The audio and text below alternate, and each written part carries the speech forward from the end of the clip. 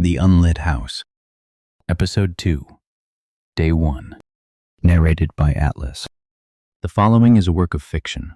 Any resemblance to actual persons, living or dead, or actual events is purely coincidental. Names, characters, places, and incidents are either products of the author's imagination or are used fictitiously to tell a story. Nothing in this series represents real individuals. Listener discretion is advised.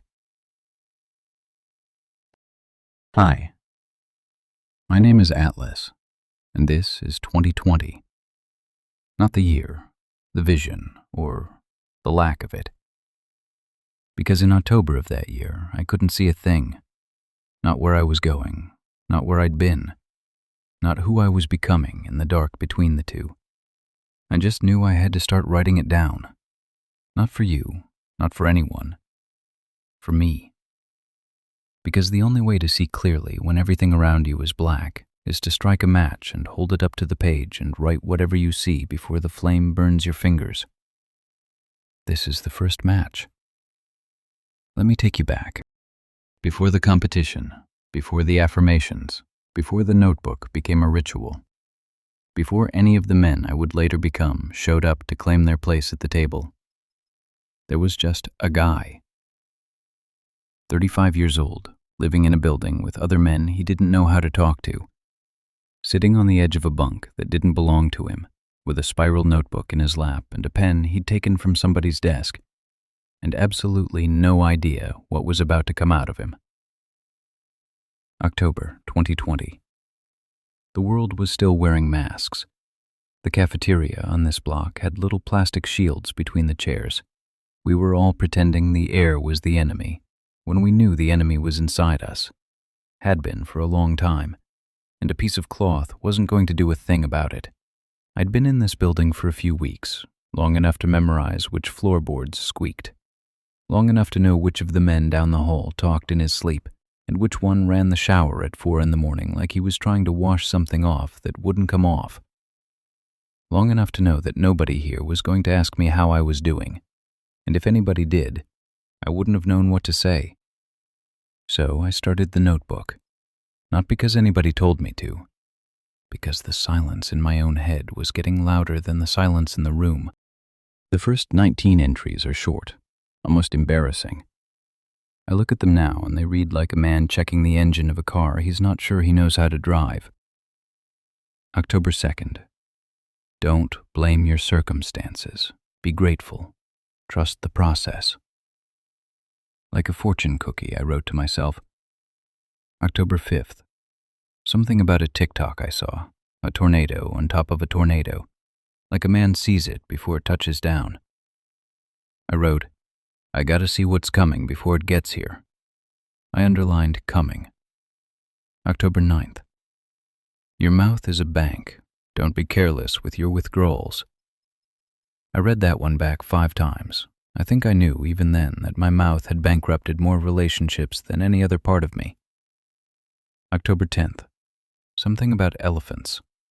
How you eat one. Bite by bite, chunk by chunk, day by day. I'd been doing the opposite of that for 35 years. I'd been trying to eat the whole elephant in one sitting and then wondering why I couldn't keep anything down. October 15th. Talked to Mom. She's going through it. There's a story there. Not tonight. I'll tell you about that one later. That's a story I'm not ready to tell you tonight.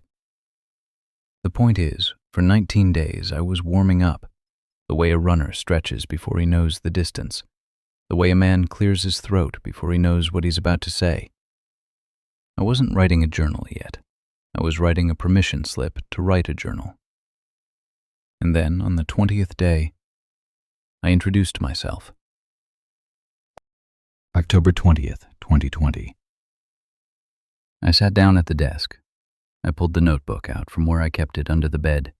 I opened to a fresh page, and I wrote, in handwriting that leaned to the right like it was trying to run off the edge of the paper. Hi, my name is... And I stopped, because it wasn't true. Whatever name I'd been given 35 years ago in a hospital somewhere a long way from this room, that name didn't fit anymore. That name belonged to a kid who lied to women like he was breathing. That name belonged to a man who packed everything he owned and drove across the country for a woman who didn't even want him at the table. That name belonged to somebody who'd done a line of powder off a bathroom counter and thought, "This is what it feels like to stop thinking." I didn't want to write to him. I wanted to write to whoever was coming next. So I crossed it out, and I wrote a name that didn't exist yet. A name I would have to earn. A name that meant one who carries. Hi, my name is Atlas, and this is 2020. 6 words, that's all it took.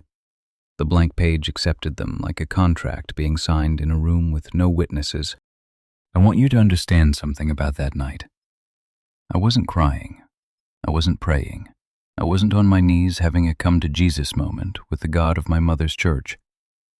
I was just sitting. The bunk creaked when I shifted my weight. The fluorescent light over the desk hummed at a pitch that I could hear in my back teeth. Someone 2 doors down was watching a basketball game with the volume too high. I could hear the announcer say something, and then the crowd respond, and then the play break down to commercial. It was a Tuesday. I'd had 2 beers and a protein shake. My socks didn't match. This is what day 1 actually looks like. Not the cinematic version, the fluorescent version, the unmatching socks version. Because change doesn't announce itself. It doesn't show up in slow motion with a soundtrack. It shows up in a Tuesday night room in a building you don't own, in a body that doesn't recognize itself, on a page that didn't exist 5 minutes ago. It just starts. And once it starts, you can't unstart it. The next morning, I wrote about how much I hated small talk. October 21st. How have you been? Like WTF. I would rather you not talk to me at all if you spit like that. I read it back now and I laugh, because of course that was the next entry. I'd just signed a contract with the deepest part of myself, and the very next day the world tried to make me sign one with the shallowest. How have you been? Brother, you don't want to know. That was the first lesson the journal taught me. Once you start writing the truth, every conversation that isn't the truth starts to feel like sandpaper. October 22nd. I'm not sure what my purpose is. I had some great ideas. Now I honestly don't know. I want to be great at something, find a passion, grow it into a business.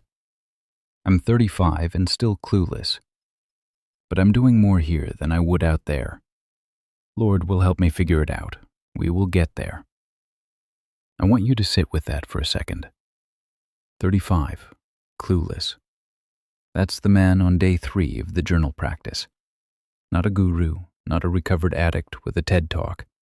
A man who was doing more here than he would out there. Meaning the only thing keeping him steady was the 4 walls and the schedule and the men he didn't know how to talk to.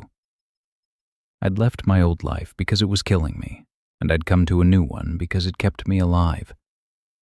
That's not a glow-up. That's a controlled burn. And on October 22nd, I admitted to a notebook that I had no idea what I was doing. And then I wrote, Lord, we will get there. We. That word saved me. We. I wasn't doing it alone, even when I was alone. October 23rd. I wrote 1 sentence and went to bed. Just because you're trash doesn't mean you can't do great things. It's called a trash can, not a trash can't. I'm not going to pretend that's poetry. It's a meme. It's a bumper sticker. It's something I probably stole from a TikTok and forgot I stole. But on a Friday night in October 2020, sitting in the dark with a beer going warm next to me, that sentence felt like a key. A trash can, not a trash can't.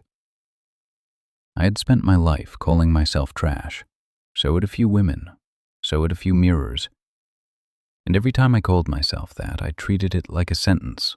Final, signed, served. But that little play on words flipped the meaning. Trash didn't have to mean can't. Trash could mean can. The container was the same. What I put in it was up to me. Sometimes the cheapest sentence is the one that does the most work. October 24th was harder. A song was playing, some Party Next Door track I won't name out loud because I don't want to give you the soundtrack to my self-pity that night.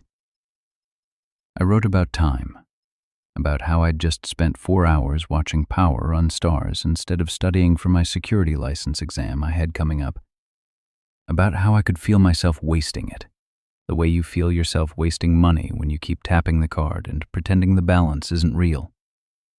And then, 2 paragraphs in, the song must have hit a particular line, because the entry breaks, mid-thought.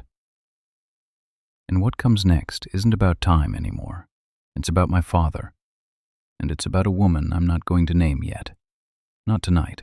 Not for a long time. There's a reason for that, and you'll understand when it's time. For now, call her her, because that's what she still is to me. I wrote, "She and my dad reflect on me as I listen to this song. They both played me. Except I left. That's the line I want you to hold for a minute. They both played me. The 2 people I trusted the most in this world, my father, who I'd watched my whole life, and her, the woman I'd planned a whole life around, both lied to me. Both took something from me they couldn't get back. And I wrote it like it was a fact about the weather. They both played me. No drama, no exclamation point. I didn't leave my dad. He's still my dad. But I left her. I left the woman I'd written wedding plans about in a notebook 3 years older than the one in my lap that night. The woman whose ring size I'd quietly admired. The woman whose mother I'd called Ma. I left her. And then, in the same entry, I wrote, "But I'd go back to her if she wanted me. It's worth more." Read those 2 lines together. I left her, but I'd go back to her if she wanted me. That's not contradiction. That's the whole entry. That's the whole man on October 24th, 2020. A man who'd walked away and was praying she'd ask him to come back. She didn't. She wouldn't. And the part I haven't told you yet, the why she wouldn't, is a story I owe you, and I'm going to tell you, but not on day 5. In the same entry, I mentioned Bay. That's the one I'd just walked away from a few months earlier. I wrote, "She removed me from HBO Max, bitch." And I want you to laugh at that the way I'm laughing at it now, because the man who wrote bitch about an HBO Max account had, 3 months earlier, refused to fly her across the country to see him because he'd just spent the money on a motorcycle instead. He'd bought a bike instead of a ring and got mad when she stopped paying for his shows. Brother, that's not heartbreak. That's a math problem you wouldn't show your work on.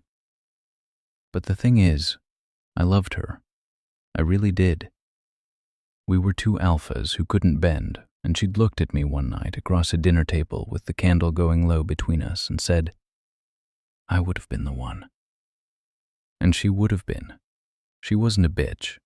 She was a woman who'd been right about me before I was ready to be right about myself. The HBO Max line was easy. The rest was hard. And on October 24th, I wasn't ready for the rest. So I wrote bitch and moved on.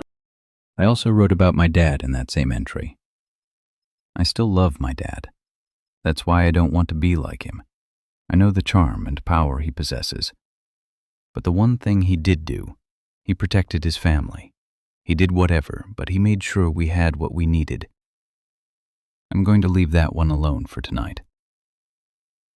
There's a story there. There's always a story there. And I will tell you eventually what my mother told me on Christmas Eve of 2019, what she made me sit down and listen to in the kitchen of the only house I'd ever called home, with the fridge humming and the carols on the radio, and the lights on the tree blinking on and off like they couldn't decide whether to be there or not. That story is the reason this show is called what it's called. That story is the reason there is a show. But it's a story I'm not ready to tell you tonight. October 25th. I have lived this song. That's how the entry starts. I have lived this song. I cannot identify it then, but I do because that's how I feel when I hear this song. It gave me goosebumps. The song was Better Now by Post Malone. And I'm going to leave most of what I wrote about it for another night because there's a song attached to it, and a country attached to it, and a year attached to it that you and I are going to spend a whole episode in eventually. What you need to know right now is this. I'd heard that song a couple of years before October 2020. I'd heard it in a place far from home, on a Rick James feeling kind of night. And the opening bars had hit me like a doctor walking into the room with a folder. I knew before he said anything what was in the folder. I knew it was over with her then, years before it was actually over. I kept her picture on my phone after that, the one from the December before. She was wearing a beanie I'd given her, wool, navy blue, the little tag still on it because she liked to keep tags on things. And she was laughing at something I couldn't remember anymore. I'd zoom in on her face sometimes, the way her cheek lifted toward her eye when she laughed, the little gap between her front teeth she hated and I loved. I knew in that beanie. I knew when I heard the song. But knowing isn't the same as accepting, and I spent the next year and change doing every single thing I could to keep us together, because the alternative was admitting I'd planned a life for a person who didn't want me to live it. October 25th, in the entry, I finally wrote it down. She does think she's better now. And then, a few lines later, the line that broke the page. Both of them got me there. And I'm seeing a pattern in my dating. 2 women, 2 wounds, 2 different languages teaching me the same lesson. The first one was the woman episode 1 was haunted by, the one I won't name yet. The reason I packed a car in January, the reason I sat at her table like a man with a losing hand. The second was the one I rebuilt my life around after her, and then she taught me the same lesson again in slightly different handwriting. I wrote, I'm seeing a pattern in my dating. That's the day Atlas became an investigator, not a victim, an investigator. The day I started looking at the bodies at the bottom of the staircase and asking which one I'd pushed and which one had jumped. A few entries later, in the same notebook, in the same week, I wrote 2 phrases that sat right next to each other like opposites in a yearbook. Fuck love. And, 3 lines down, Lord, change my view. That's the man right there. Both of those at once, the cynic and the beggar, the middle finger and the prayer hands, the one who's done with women and the one who can't survive without them. Fuck love. Lord, change my view. And underneath both of them, in smaller handwriting, almost like he didn't want me to read it back later, here I am, lost. That's where day 1 ends in this episode, and where the rest of this season begins. Not with a transformation, not with a man standing on a mountain with his arms out. Just a man in a room, in the dark, with a pen, writing, here I am, lost. And then, because he doesn't know what else to do, turning the page, I'm Atlas. And even when the lights are on, they're off. But the notebook is open, and the pen is moving. The trial started on day 1. I just didn't know I was the defendant yet. Next week, on The Unlit House, the ritual. The 3 affirmations appear for the first time. The practice locks in, and on a Wednesday night at 10:38, a name Atlas thought he was done writing shows up on his screen. And the man who said fuck love answers anyway.